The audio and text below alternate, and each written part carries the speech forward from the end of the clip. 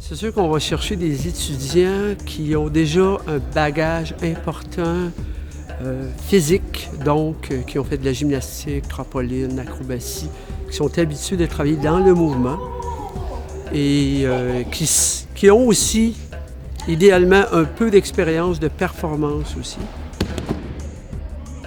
On a la chance ici à l'école de faire une approche très personnalisée. Donc on évalue l'étudiant à son entrée et on va lui fixer des objectifs qui lui sont vraiment spécifiques et particuliers pour l'emmener au plus loin possible.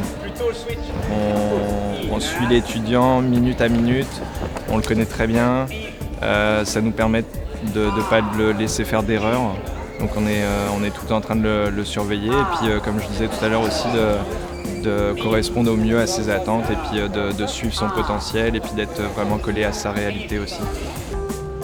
Tout d'abord, je pense que c'est d'accompagner les élèves, les futurs artistes, dans un processus de création. Mais c'est vraiment des accompagner. C'est pas, pour ma part, c'est pas moi qui signe le numéro comme metteur en scène ou chorégraphe. C'est vraiment, je les accompagne, je leur pose des questions, je les provoque dans certaines décisions qu'ils prennent. Je pense que le travail du conseiller artistique, justement, c'est d'aller puiser à l'intérieur d'eux. C'est leurs ressources, leur fragilité, leur sensibilité, les faire prendre conscience de tout ça pour les emmener, tu vois, à s'épanouir dans ce sens. Puis ça, avec l'individu, avec l'étudiant qui est en devenir d'artiste, on va chercher des choses qui sont personnelles à lui. Fait que c'est là que l'artiste se découvre et s'épanouit. Il fait des choses merveilleuses.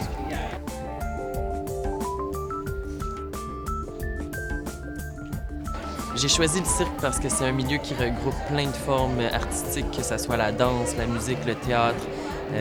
C'est aussi un milieu qui est ouvert sur le monde. C'est international, il y a vraiment plein de possibilités au niveau du corps, au niveau de tous les sens qui sont mis en valeur.